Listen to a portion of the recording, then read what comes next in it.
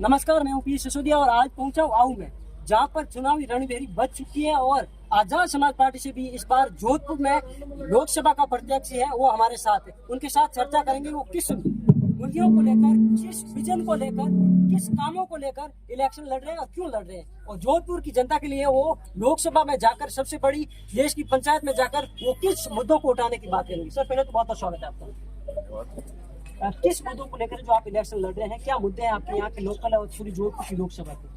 सबसे पहले मुद्दा तो हमारा है कि भाई मान सम्मान का और हमारे संविधान की जो रक्षा का। अभी जो ये चल रहा है कि 400 सीटें आई तो हम संविधान खत्म कर लेंगे। संविधान खत्म करने की बात वो जिनके दिमाग में है वो निकाल दें। हमारे भाई साहब कहते हैं, हमारे नेताजी, कि नक्शा ही नहीं भूगोल बदल देंगे अगर संविधान पे आ जाए तो।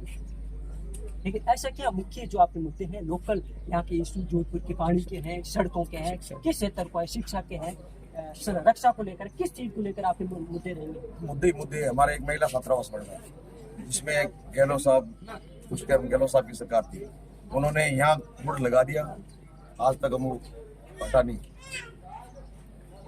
यानी एक ही हमारी महिला के लिए जोधपुर में एक ही SC/ST महिला के लिए छात्रावास नहीं। कहीं ना कहीं आप देखते हो दोनों पार्टी को दलित विरोधी पार्टियां हैं, कांग्रेस और बीजेपी बिल्कुल यूज करती है सिर्फ दलितों को चुनाव तक, और हमारी भोली भाली ये समाज है ना, अभी तक उनके जुमलों में फंसी हुई। कहीं ना कहीं आप देखा जाए तो राजस्थान में ऐसे मेघवाल जो जितेंद्र हत्याकांड का प्रकरण हुआ, उनमें कई सरकारों ने आपकी सहायता नहीं की। बिल्कुल नहीं की, हमें जेल में डाला, उल्टा हमारे मारों में लट बजाए।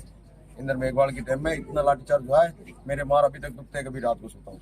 तो आपको ऐसा क्या लगता है कि मैं अपने समाज के लिए क्या करूंगा अगर लोकसभा में पहुंच गए? ऐसा आपके क्या मुद्दे हैं जो समाज के लिए करेंगे या जनता के लिए करेंगे? लोकसभा में पहुंच गए तो समाज के ऊपर अत्याचार होंगे ही नहीं।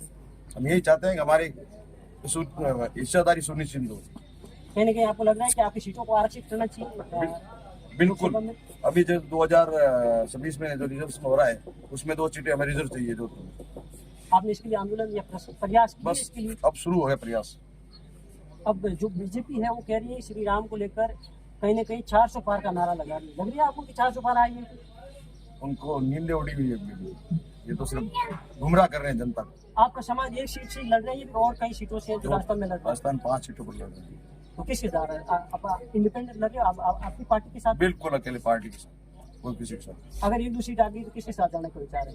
अभी कुछ नहीं कर सकते। लेकिन आपके नेताजी है जो आए नहीं, आपकी नवाज ले लेंगे फिर आपके प्रचार में? हमारे नेताजी बहुत जल्द जोधपुर आने वाले हैं, आसाम को डेट दे देंगे, क्यों कल ही उनके चुनाव खत्म हुए हैं। 19 को उनके पहले से चुनाव थे, आसाम को डेट दे देंगे, 1-2 दिन के अंदर अंदर सभा होगी उनकी। आगे पार्टी की चुनाव क्या दशा रहेगी, जैसे क्या प्रोग्राम होने वाले हैं, क्या है, सब उसके बारे में जानते हैं? बिल्कुल, आसाम को जो भी है मैप बना दिया जाएगा, हमें कहाँ करनी है, ज्यादा करके हम ग्रामीण पे फोकस करेंगे।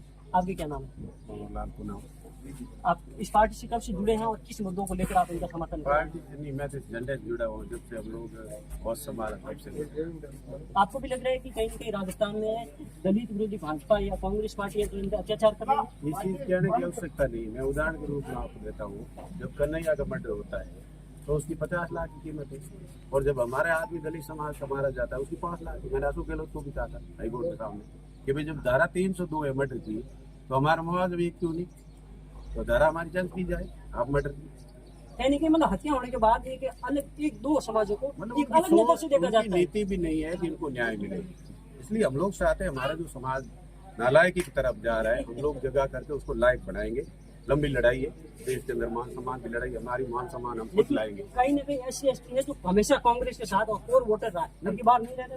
कांग्रेस के साथ है तो वो भोग है कुछ भक्ति जो अपने स्वार्थ सिद्ध करने के लिए, वो समाज जाति का प्रमाण पत्र समाज के पक्ष में कभी। अगर समाज के पक्ष में बोलते, देश में कानून मंत्री बाबा साहब पहली बार बने थे कानून मंत्री, उस पद को बाबा साहब ने छोड़ा और हमारे समाज का ये आदमी कानून मंत्री कैसे बन गया?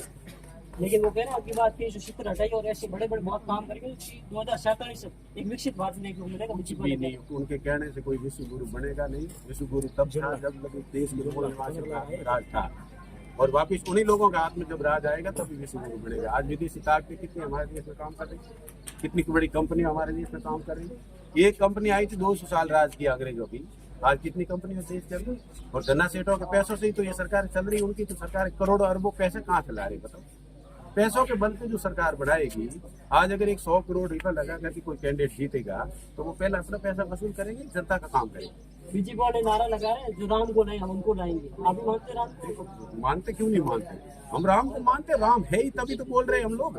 हम बोलते हुए पुरुष को राम मानते, जबकि वो जय श्री राम को नहीं मानते। जय श्री राम उनकी सरकार बनाने के लिए लगाया था उन्होंने नारा। और बीजेपी और कांग्रेस अलग थोड़ी है। कांग्रेस सरकार में तो आप बहुत बड़ा दावा कर रहे हैं बीजेपी और सरकार, बीजेपी और कांग्रेस एक पार्टी। बिल्कुल नहीं, एक ही है। अगर कांग्रेस ने काम कर देती तो बीजेपी पैदा कैसे होती?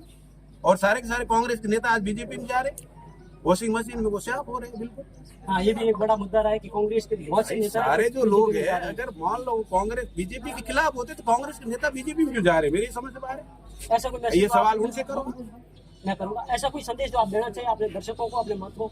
देखो, मैं तो सबसे ज्यादा युवाओं को, महिलाओं को एक निवेदन करना चाहता हूँ कि अपने वोट की ताकत को समझे और अपने वोट को सही इस्तेमाल करें। क्योंकि जब तक इस लोकतंत्र के अंदर हमारी वोट की हिफाजत नहीं होगी, तो ना हमारी बेटियों की हिफाजत होगी, ना हमारे बेटों की हिफाजत होगी। कहीं ना कहीं दलित समाज है जो अब जागरूक होने की कगार पर है, और आपके साथ अब महिलाएं भी। आप क्या कहेंगे, बताएंगे? माँ जी कुछ बताएंगे? कुछ भी बोल सकते हो। आपसे भी मैं तो निवेदन कर रहा हूँ कि जो इंटरव्यू हमारे लिए जा रहे हैं, आप उनके साथ तक पहुँचाएं। बिल्कुल, मैं आपके पहुंचाने की कोशिश करूंगा कि क्योंकि कई बार मैं पिछले विधानसभा में हमारे बहुत सारे इंटरव्यू हुए थे, सीएम साहब के आमने सामने मैंने चैलेंज किया था बहुत सारे लोगों को। क्योंकि कई बार क्या होता है, जैसे कांग्रेस विधानसभा में बीजेपी कांग्रेस जीतती है, लेकिन लोकसभा में वो लोग बीजेपी की तरफ जाते हैं। वही लोग उड़ के कांग्रेस के जो लोग दावा करते हैं वो बीजेपी में चले जाते हैं। लेकिन ये सवाल आप मीडिया के माध्यम से मैं ये निवेदन कर रहा हूँ कि जो सारे के सारे बीजेपी के खिलाफ हो रहे लोग, लेकिन वो तो 99% कांग्रेस वाले बीजेपी जा रहे हैं। भाई ज्योति मिर्जा को देख लो, ठाकुर की बात कर रहा हूँ। हाँ, और दूसरी और एक कह रहा हूँ कि एक ही समाज को टिकट क्यों दी जाए? मैं ये बात कह रहा हूँ, जोधपुर की बात की जाए, बाड़मेर की बात की जाए, नागौर की जाए, मैं बहुत सारे देश बता रहा हूँ, उसमें एक ही समाज क्यों? ये भी बहुत बड़ी बात है। 36 कौम की जब बात करने वाले एक कौम